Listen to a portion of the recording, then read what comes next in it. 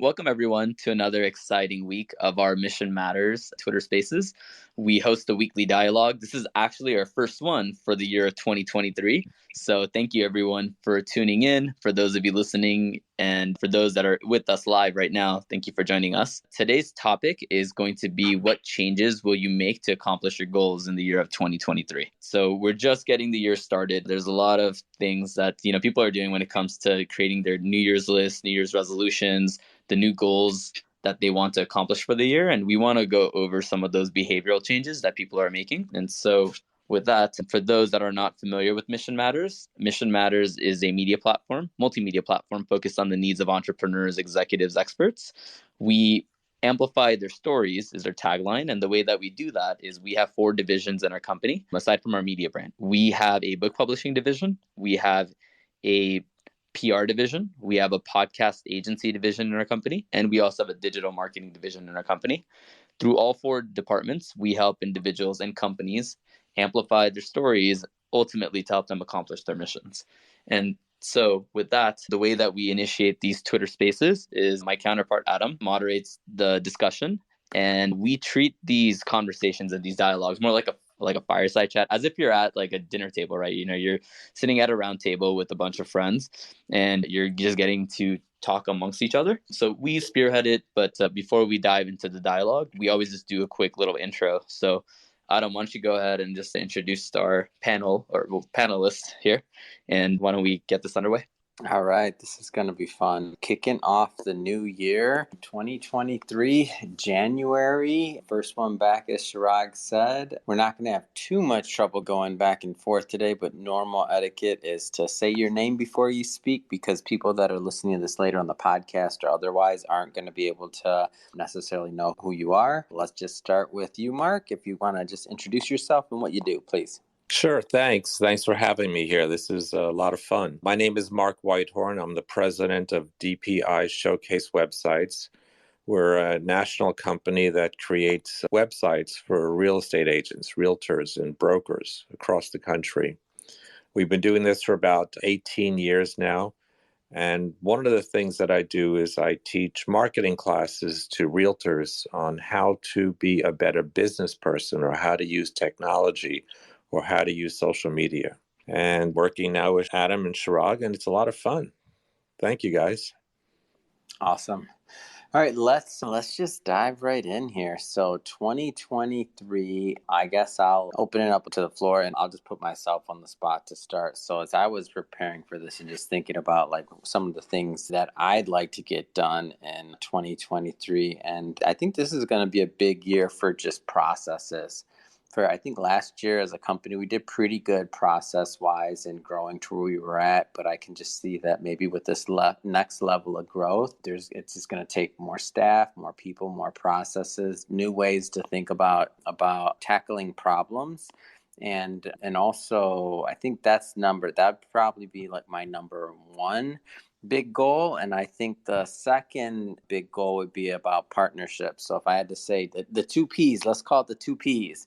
The second one with partnerships, it's going to be really just partnering with more individuals to do more and figuring out what that looks like, whether it's doing webinars with other companies, whether it's just finding other ways to give back and to access and to provide value to many, and to figure out what that looks like. Because I think historically, just as a company, it's been many times a one-way dialogue because of the media and the content that we produce and distribute. So there's not usually a big opportunity for the two-way effect, or that the to hear the other side of the dialogue and what people are thinking. So I think in the partnership side of things, and figuring out how to engage and how to hear the other side of the dialogue, especially from the people that are consuming our content, and to figure out a better way to figure out what they want in terms of like content production and otherwise, so that we can keep serving them and keep growing. So I think those are my 2 big ones. Process is a big one, and then partnerships. Who wants to go next? Chirag, I'm gonna add one more P to that. So there's 3 P's to the pod now. Yeah. And that third one is profit. So when we increase or become far more efficient, I think by default our profits also increase. That also means just revenue increase as well. So there's growth in the company. I'm gonna add the third one in there for us. So that's my addition. What else you gonna do? What else you not? I don't mean just company. Like what's on your? That's company wise, and then in terms of, so I actually developed a schedule, a morning routine that I started in September and refined in October, November, December, and pretty much stuck to it. So my body, I get up right in the morning, somewhere between 3 to 6 in the morning. I've been waking up without an alarm typically, although there's a couple of days like today I did sleep way past it, or I just needed to sleep in. But typically the morning routine is I do some like a meditation in the morning, followed by like a just like a walk or jog just outside, just so I can immediately get some fresh air and some sun. While I'm doing that, I usually listen to like my audiobook that I'm currently listening to Surrender Experiment by Mike Singer. And then I usually do a workout, usually like an hour or so. And then right after that, I do like a cold plunge or like a cold shower. I mean, a hot shower, cold shower. And then I do like a form of like a prayer, and then I start my day. So usually it's like a 2-3 hour routine I start in the morning. That's the tone of my day. And then usually I'm like, I can crank all the way through the end. So like, whatever, 8, 9, 10, 11, 12, 14 hours, whatever the day is, I can kind of just wither this and just go all the way to the very end. So something that I've done. And so my goal for this year is just to keep refining and building upon that. It's a good one. Mark, what do you got up for? What's the 2023 looking like? Wow. This year is going to be really exciting. On a personal note, I have two boys they're both grown and working, living in Manhattan. And my younger son is getting married at the end of March. And then my eldest son, his wife, is pregnant and due in May. So the first half of the year is going to be, we have like... You got a lot going on, man. Me and Chirag are like, well, we're going to work out. We're going to do this thing. You're like, well, I got big things, little guys. We've got like 5 trips planned back and forth from Miami Beach to New York in January and February. I got the big coat coming, guys. I got the big coat coming. And then in July, we're going to Alaska. First, we're doing a 4-day camping trip where they're flying us into Denali on a seaplane. And we're sleeping in tents and hiking every day. And then after that, we take a train to Seward and we pick up a cruise ship where we're staying in suites.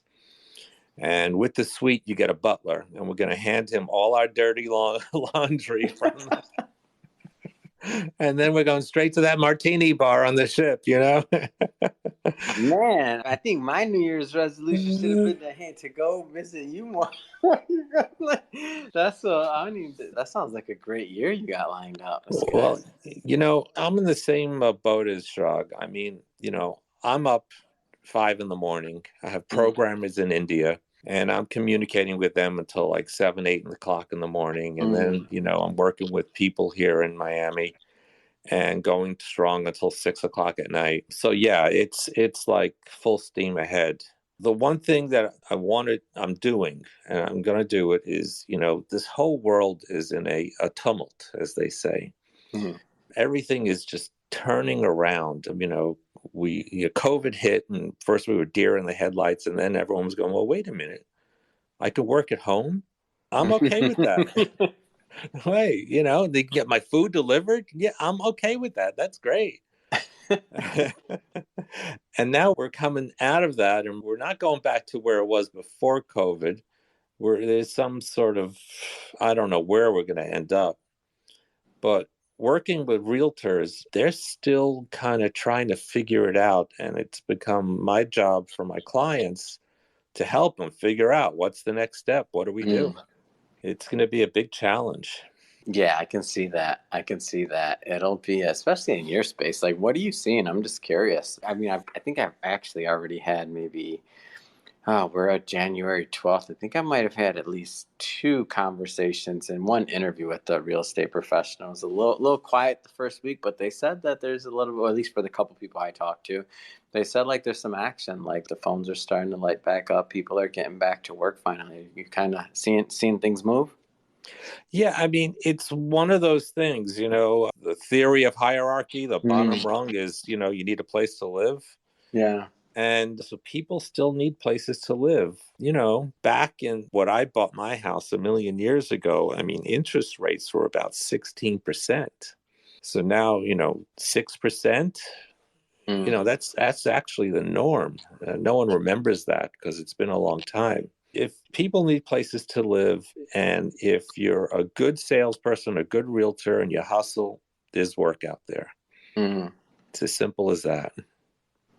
Yeah, I feel like on our end, it's getting more busy. I don't know. I think everybody was kind of towards the end of the year. We were all talking about what was going to happen next in Q1, and would people be spending, and like what's just the proverbial what's next, right?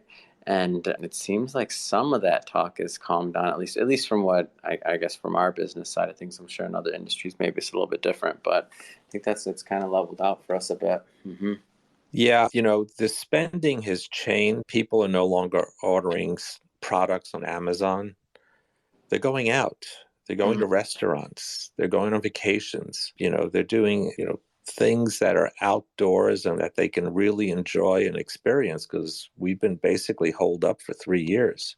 Mm-hmm. And, it's exciting. I mean, we've been on a few cruises, and our friends and family are like, "What, are you crazy?" It's, we came off healthy and fine and fat, and, had a great time.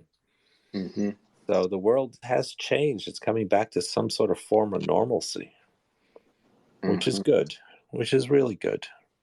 Yeah, I'm in. I'm so in. Oh, I forgot this one. My mom hears this. I know she listens. So another goal is definitely to go see some more family this year. That's another one of the ones that I just, the COVID thing. I feel like that took, a couple of years out of just like traveling. My family's on the other side of the country. So that took a little bit of that. Like it almost bit a chunk out of life there. So I'm like, I got to make it back out there and check in on everybody. But that's another big one for me. Got to get back. Where's your family? Florida and Michigan. Yep. Oh, Yeah. all right. So Florida is one of them, and then Michigan the other one area, and then some more scattered. But that's the main two ones I know I have to hit this year for sure. For sure. Well, that's the challenge. You got to make the time. My wife and I, we've come to a compromise. She knows that, yeah, she will go on vacation, but she has to give me a certain amount of space every day to take care of business, because you just can't, walk away. So it's a good compromise. Right now, we're planning a trip in October to go to Italy. And at least there they have good Wi-Fi, so I'll be happy. What's on the horizon for the business side of things? Anything interesting you're seeing coming up this year? I know you're working with a lot of realtors and you help them with their social media, websites, and other things like that. Technology-wise, anything interesting you're seeing? Sure. We're noticing changes on how people communicate. So what we're doing is we're in the middle of changing our software or just adding to it. We'll be releasing some things probably in about 2-3 months. So that's happening. And then from a marketing standpoint, the real estate market's shifting from a seller's market where, you put your house up for sale and 98 people are on your lawn, with like bidding cards throwing money at you. So now we're going into a buyer's market where it's slowing down and it's this better equilibrium. So what we're doing is we're helping our clients shift from one market to the next. We're starting to see prices are decreasing on real estate, which should compensate for the rise in interest rates. So, it is transition. And those clients that know how to make the transition from one market to the others they'll succeed. They'll do fine. And I know part of you've been doing this for a long time, and you've been helping this, and you've been in the same niche, helping realtors, real estate people, individuals in real estate with websites and otherwise. And I think one of the interesting things about your approach, and that I've seen it just as we've gotten to know each other, is definitely, like you're involved, like you're in the weeds. I know when we met in Miami recently, you were on your way, I think was it like the Miami, I don't want to butcher it. What was the name of the Miami Realtors Associate? What was it? Miami Association of Realtors. Come on, there you go. I know they I was had, going to mess it up. Insult everybody. I'm sorry. I didn't. They had their annual holiday party at the Hard Rock Hotel and Casino in Hollywood, Florida. Yeah. Yeah. Yeah. And so I mean, I see part of, and that, one of the things that I enjoy about like getting to see how you help individuals is you get messy. Like you get in there, you're out there with the people and you're meeting them. You're not sitting, not saying there's anything wrong with someone just sitting behind a desk, but you're not just sitting back sending an ad to them. Like you get in there, like you're really in the trenches and want to see them succeed. So when you tell me that you're doing updates and figuring out other ways in terms of communication, because people are communicating differently, but other ways to be of service and useful to your clients, to me, that's interesting because you've watched plenty of trends and you probably see part of what's coming up next and are trying to get ahead of that for your clients. And then just to add more value would be my guess. It was this client of mine called me this morning. Mm-hmm. He's an architect and also a realtor. Mm. And he said, I'm lost. I don't know I don't know how to get leads or anything like that. I said, take out your cell phone. He goes, what? I said, open the contacts on your cell phone. Scroll to the bottom. How many people he got there? He had 2,000 people in his contacts. Mm. I said, how many of those people do you think are going to need to move in the next year? Start talking to them. Start communicating with them. So, it's simple things like that where you help people. And it's actually rewarding because, when someone turns around and they say, thanks, you made me do the right thing, make a transition, make some money. Mm. It's a great thing. Yeah. And Chirag, that's one of the things you're always doing. And Chirag does it on another side of things, but he's out there figuring out what challenges people are hearing, more so on the marketing side and doing PR and other things like that. So what are you seeing, Chirag? I don't know what on your end. We don't, believe it or not, for everybody listening, me and Chirag don't get much time to catch up as co-founders because we're busy working and operating. It's been interesting because I think the market's changing. So it's cool because we work in so many different industries. It kind of ranges across the board. So I'll give you an example. I was talking to a healthcare provider, a doctor actually, who we're publishing a book for currently. And, when it comes to healthcare is the most recession proof industry, right? Unfortunately, everyone gets sick. Everyone gets older. Everyone has an issue or bruise or something, to go see a doctor, right? And so when it comes to marketing for them, it's a lot more different, say in real estate. Like to Mark's point, the market's changing from seller's market now more so to a buyer's market. Possibly the economic situation's changing too, which impacts, finances. We've got a few venture funds and private equity funds that are clients of ours too.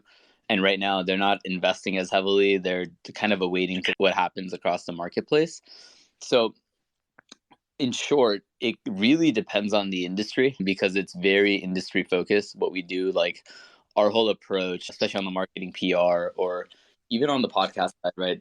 Bringing on guests, it's to figure out what is their goal, what are their objectives, how are they approaching it, and what do we need to be aware of, when it comes to the industry or to anything that's like environmental. You could run the SWOT analysis. On the flip side, you could even run a pest analysis, so understanding what political, environmental, even technological factors can come into play. I'll give you an example. Chat GPT is just so new. It's been out for a month or so, and it's already, I'm seeing how companies are using it. I think there was an example I sent to the team internally a couple days ago. I saw an advertisement of Ryan Reynolds.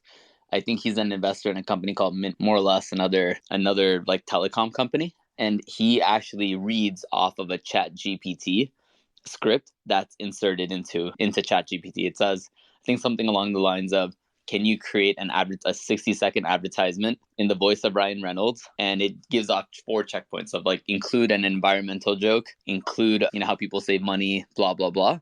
And it like he literally just reads it verbatim. And so it's interesting to see how Chat GPT alone, like just wanted to experiment with it myself. I actually had it write an entire paper on what's manifestation versus surrendering. And I actually inserted 4 queries and immediately I got 4 different essays that spit right back to me and started learning. So I say all that because there's so many different things happening across the marketplace that impact each specific industry, especially on the marketing side. So there's no telltale, like there's no silver bullet here is what I'm trying to say. It really depends on the industry, but it's cool because I feel like we're just at the centerfold of all of this data, all this information.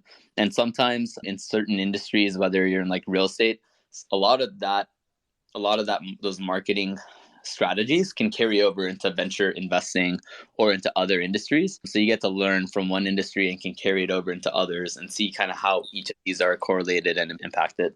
So a little bit of a loaded answer, but I feel like it's been pretty interesting to see what's happening across the marketplace, even in the last like 1-2 months alone. Man, I feel like AI is going to be writing some book reports. That's all I got to say. I'm old school. Like, look, I'm talking about the kids. Come on. But it already is. Oh, it already is. There's so many teachers that are complaining how 7, 8, 9, even 11-year-olds are you going on ChatGPT and getting an entire paper done for them, and it's a unique paper, so it's not plagiarism, right? Oh, it's not. You're right. It's not plagiarism, so it's a So is brand. it better for them to be able to write the paper or to ask the AI to write the paper and to use the tool? I don't know. Yeah, and that's Mark, you're seasoned. What do we do here? No? Listen, there was one teacher who said, tell you what, if you answer every question on this exam wrong, you will get an A in the class. All right, now think about it. You have to know your stuff to get it all wrong. To do it all wrong. So I mean, yeah, that's crazy. Oh, good. Ryan Reynolds, I just read today, T-Mobile is buying out his cellular company. Oh, really? Yeah. Wow. It just came out today. I think it was in the Times or something. I don't know. Wow. Amazing. Well, he's been doing some things. Yeah, I just see it. Wow, that's interesting.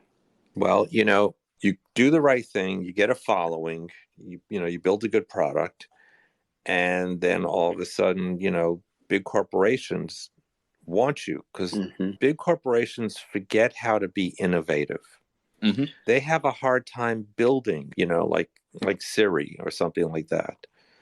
And you read it all the time. Google keeps buying this and buying that. Facebook, they're buying other products that are already built that they can weave into their whole cache of products because it's easier for them than to have to, assemble the creative people and go through the process of building something. If you're an entrepreneur, if you're hungry and you sit there and you do the sweat and you build it up from scratch and it works, there is a pot of gold at the end of that rainbow. And usually it's a check written by, Google or Alphabet, or one of these other companies. There's one company that amazes me, and I started doing research on it, and they didn't sell out, which really amazes me. And we use it every day. It is the company that created the maps on our phones, on our GPS, on everything. There's a company that actually did that. I forgot their name, I had it written down somewhere. And they spent a couple of decades creating the maps. And, Google uses it. I know that because I have to pay for it through Google. And they're a multi-billion-dollar company. It amazes me. Oh, I think I know what you're talking about too. I don't know who it was though. You would never know the name of the company though. Is it like no Tom's Maps or something like that? Yes, no. yes. Is it? That was long time because they used to be called Tom's Maps before. I remember, and I used to hate using their platform a long time ago. And then eventually it got way better over time. But yeah, I think that was it. But the moral of the story is entrepreneurship, ingenuity, creativity, that has value in this world and you can't replace it. I don't care about the technology.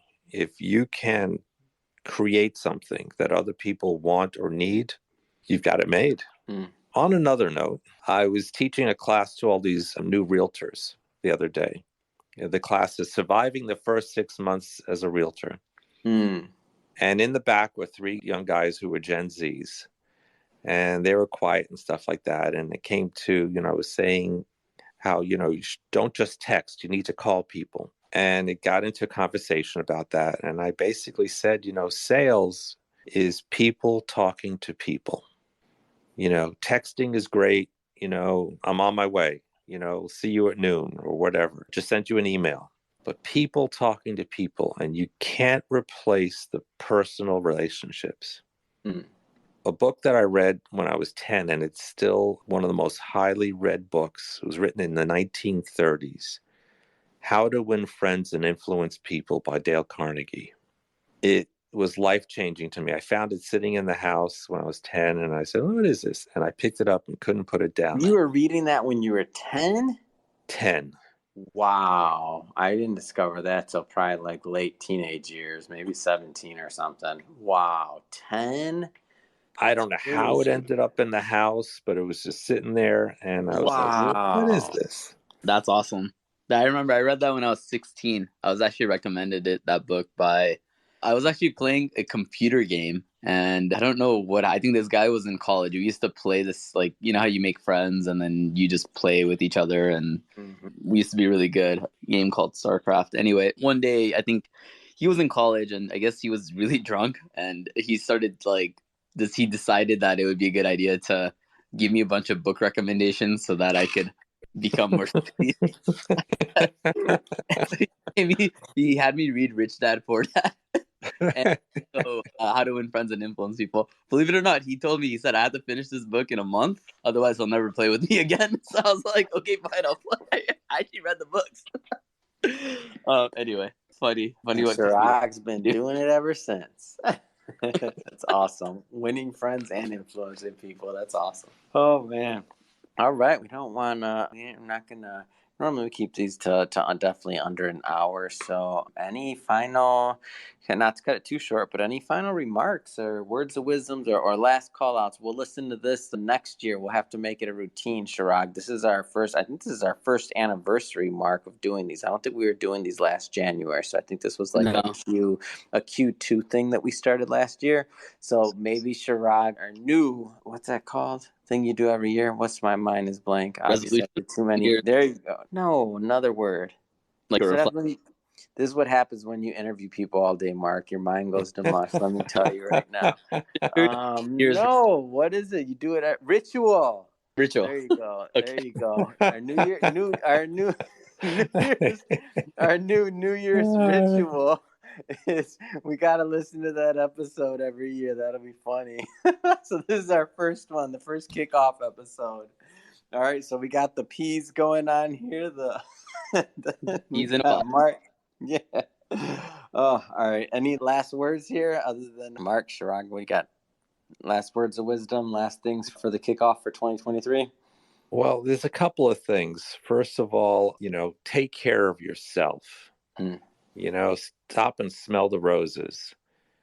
And then there's one thing that someone taught me in college. It was a situation. He looked at me and says, Mark, don't let crazy people make you crazy. And I was like, wow, this guy's like a guru. I love it. Amen. Chirago, any last minute words for you?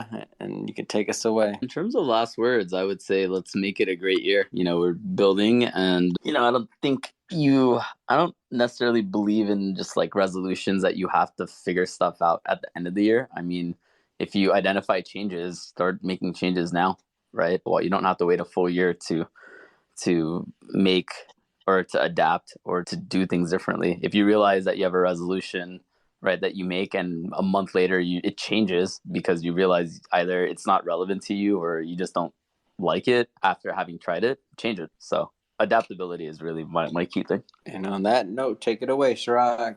Awesome. So thank you everyone for joining. For whoever is tuning into this, thank you for listening in. We host these dialogues every Thursday at 4 p.m. PST, 7 p.m. EST for all you East Coasters. Next week's dialogue is going to be an interview with the founder of Siri, who's also founded other companies like Change.org and several others. We're going to learn about his background, what drives him, his mission, what he's working on currently, and what others can learn. And so you'll get a chance and an opportunity to ask him, chime in, listen to his dialogue, but at the same time, even be able to ask him a couple questions.